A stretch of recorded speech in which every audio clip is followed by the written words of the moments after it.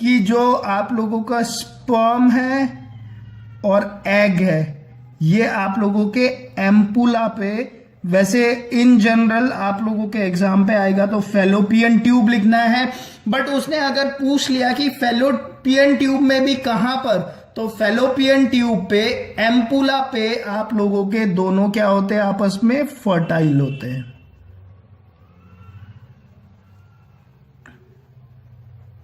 ठीक है, फर्टाइल होने के बाद इन लोगों के साथ क्या होगा मैं आगे बताऊंगा।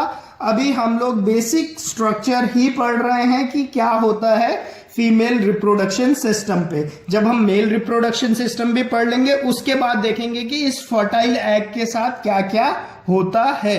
ओके, तो आप लोगों को ये पता चल गया कि ओवरी पे क्या होता है, फेलोपियन ट्यूब पे क्या होता है। गाइस फेलोपियन ट्यूब में कुछ नहीं होता है। फेलोपियन ट्यूब क्या करता है, बेसिकली जो आप लोगों के फर्टाइल एग है उसे ले लेता है। ठीक है, उसे जो एग यहां से निकला वो फेलोपियन ट्यूब में आ जाता है और यहां पर इंतजार करता है कि स्पर्म आएगा। ठीक है, और वो इससे क्या करेगा, फर्टाइल करेगा। ठीक है, वो उसी के इंतजार पे रहता है। ओके, अगर ये फर्टाइल नहीं होता है तो क्या होता है, मैंने आप लोगों को बताया कि जो ये ब्लड कैपिलरीज बनी थी गाइस, ये ब्लड कैपिलरीज जो यूट्रस पे बनी थी, क्योंकि ये फर्टाइल हो जाता है तो ये यहां से मूव करते हुए यूट्रस पे आ जाता है। यूट्रस पे जब आ जाता है तो हम इसे जाइगोट बोलते हैं। उसके बाद क्या होता है, इस पे ब्लड कैपिलरीज जुड़ती है और इसे नरिशमेंट प्रोवाइड करना स्टार्ट करती है। मान लेते हैं कि ये अभी यहां पर फर्टाइल नहीं हुआ, ये एग यहां पर फर्टाइल नहीं हुआ। ठीक है, तो क्या होगा गाइज, ये जो कैपिलरीज बनी थी, जब प्रोजेस्टेरोन का जो सीक्रेशन है वो बंद हो जाएगा तो जो ये कैपिलरीज बनी थी गाइज, ये कैपिलरीज क्या होगी, डिस्ट्रॉय होनी शुरू हो जाएगी, फीमेल को ब्लीडिंग स्टार्ट हो जाएगी और ये एग भी डिफ्यूज होके इसी जो ब्लीडिंग है इसी के साथ बाहर निकल जाएगा। क्लियर? ठीक है, ठीक है, तो और क्या बताएं, फेलोपियन ट्यूब। तो यूट्रस पे एज सच कुछ नहीं है, यूट्रस पे नहीं है। अच्छा, यूट्रस कंटिन्यूसली जाता है और यूट्रस जाके जो एंड पार्ट है वो वजाइना पे मिलता है। ठीक है, वजाइना पे मिलता है और वजाइना और यूट्रस के बीच में ये एक स्ट्रक्चर दिख रहा है गाइज, इसे बोला जाता है सर्विक्स। ठीक है, तो सर्विक्स से एज सच क्वेश्चन नहीं आएगा आप लोगों के। ठीक है, वजाइना पे एक और इंपॉर्टेंट कंसेप्ट यहां पर डेवलप होता है गाइस, जो वजाइना है ना, वजाइना पे एक बहुत ही वजाइना को आप लोग बर्थ कैनाल भी बोलते हैं।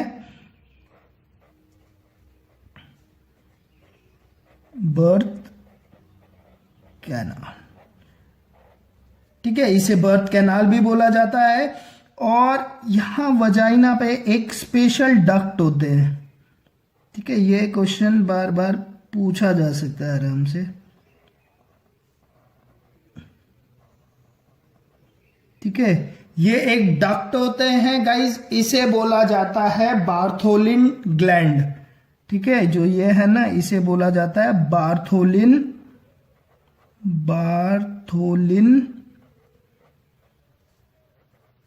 ग्लैंड। ठीक है, बार्थोलिन ग्लैंड का क्या काम होता है गाइस, जो नॉर्मल इंटरकोर्स के दौरान बार्थोलिन ग्लैंड क्या करता है, जो वजाइना है उसे क्या रखता है, मॉइस्ट रखता है, मतलब एक लिक्विड लुब्रिकेंट फ्लो करता है। ठीक है, ताकि जो इंटरकोर्स है वो ज्यादा पेनफुल ना रहे। और जो ये वाला सेक्शन है गाइस, इसके जो पीएच वैल्यू है, ठीक है, पीएच वैल्यू, क्योंकि ये एसिडिक हो सकता है।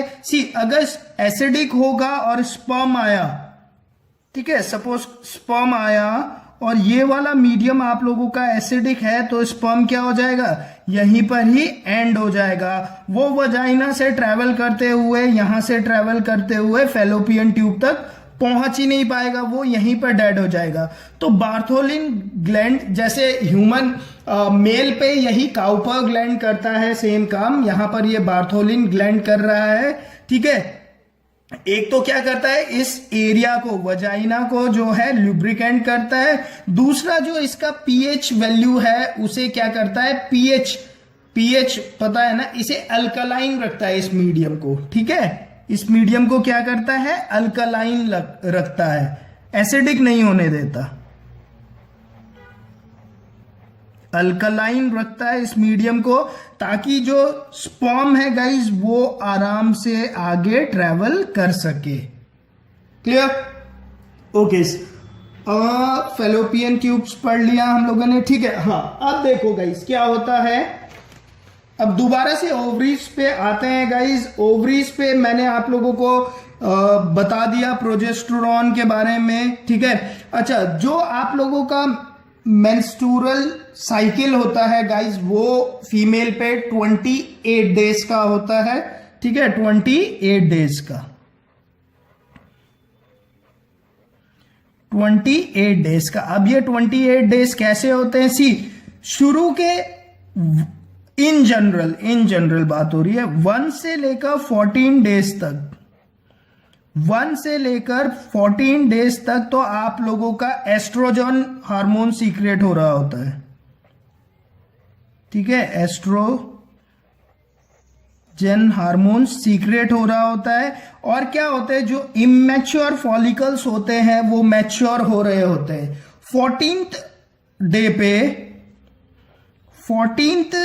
पे जो ये इमेच्योर फॉलिकल है गाइज ये मैच्योर हो जाता है, और ओवम क्या होता है, इस फॉलिकल से ओवम बाहर आ जाता है और वो फेलोपियन ट्यूब पे ट्रैवल करने लग जाता है 14th डे पे। 14th से 28 डे तक, 14 से लेकर 28 तक, ठीक है, इन 14 दिनों तक क्या होता है गाइज, यहां पर अब प्रोजेस्टेरोन सीक्रेट होने लग जाता है। ठीक है, प्रोजेस्टेरोन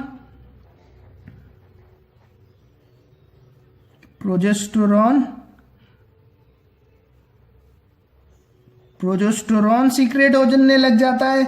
और प्रोबेबिलिटी ये मानी जाती है कि प्रोजेस्टेरोन जब सीक्रेट हो रहा होता है तो जो फीमेल का रिप्रोडक्शन सिस्टम है वो ये मानता है कि बेबी होने वाला है, एग फर्टाइल होने वाला है, तो बाकी सारे चेंजेस यहां पर होने लग जाते हैं। ठीक है, तो जो ये मेंस्ट्रुएशन चलता है, जब ये ब्रेक होने लग जाते हैं, जब पता चल जाता है कि यार अब बेबी मतलब एग फर्टाइल नहीं होगा, तो ब्लीडिंग स्टार्ट होती है, और जो ब्लीडिंग है वो 4 से लेकर 7 डेज तक चलती रहती है।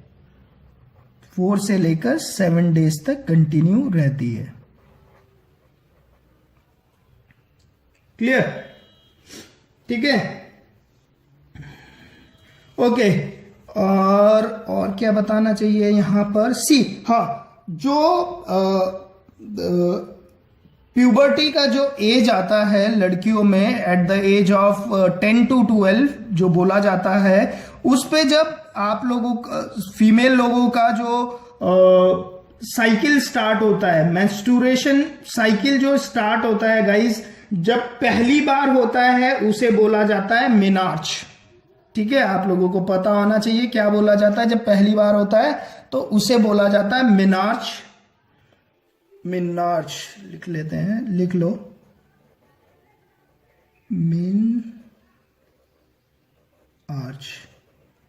मिनार्च मतलब मेंस्ट्रुएशन साइकिल फीमेल में स्टार्ट हो गई। ठीक है, मतलब प्यूबर्टी आ गई। ठीक है, और जो एंड हो जाता है एट द एज अराउंड, सी मिनार्च हो जाता है आप लोगों के 10 से 12 एज में। ठीक है, 10 से 12 भी लिखा होता है, 10 से 12 के एज में। और जो एंड हो जाता है गाइज उसे बोलते हैं मीनोपॉज।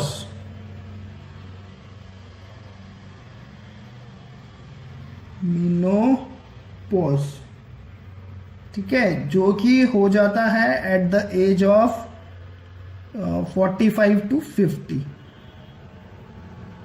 क्लियर? मतलब 45 to 50 एज अटेंड करने के बाद एक बार मीनोपॉज हो गया सी, तो जो फीमेल है वो क्या है, बेबी बर्थ नहीं कर सकती है, क्योंकि एग प्रोडक्शन नहीं होता है। ठीक है।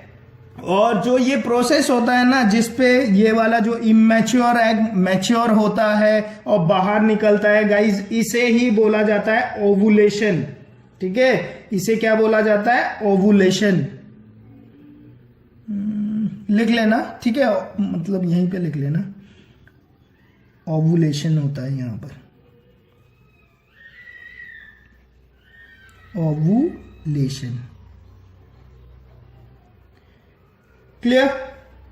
तो इन जनरल जो ओवरी होती है गाइस, ओवरी में 2 से 4 मिलियंस तक एग होते हैं, बट जो मैच्योर हो पाते हैं गाइस वो लगभग 400 एग ही मैच्योर हो सकते हैं। ठीक है, तो ये इंपॉर्टेंट क्वेश्चन आता है कि कितने एग मैच्योर हो पाते हैं? 400 एग मैच्योर हो पाते हैं, याद रखना। ठीक है, ऑप्शन दिया होगा तो उसके 400 करेक्ट आंसर है। ठीक है, उसे आप लोग याद रखना। ठीक है, बाकी फीमेल रिप्रोडक्शन सिस्टम में गाइज इतना ही है। ठीक है, आप लोगों के एग्जाम्स पॉइंट ऑफ व्यू से ये काफी है। अगर आप लोगों को इतना पता है फीमेल रिप्रोडक्शन सिस्टम में, तो होपफुली एग्जाम पे कोई भी क्वेश्चन आएगा तो आप लोग उसे सॉल्व कर सकते हो। Clear friends? इसके नेक्स्ट लेक्चर पे हम लोग मेल रिप्रोडक्टिव सिस्टम के बारे में पढ़ेंगे, और मेल रिप्रोडक्शन सिस्टम को पढ़ने के साथ साथ हम लोग ये देखेंगे कि अगर ये एग यहां पर फर्टाइल हो जाता है तो इस एग के साथ क्या क्या होता है। ओके फ्रेंड्स, अगर वीडियो अच्छा लगा है तो वीडियो को लाइक कर दीजिए। चैनल को अभी तक सब्सक्राइब नहीं किया है तो चैनल को सब्सक्राइब कर दीजिए, और हो सके तो इस वीडियो के लिंक को अपने फ्रेंड लोगों के साथ शेयर कर देना, ताकि वो लोग भी आप लोगों के साथ ऑनलाइन गुरुजी से अपनी पढ़ाई कर सके। Thank you.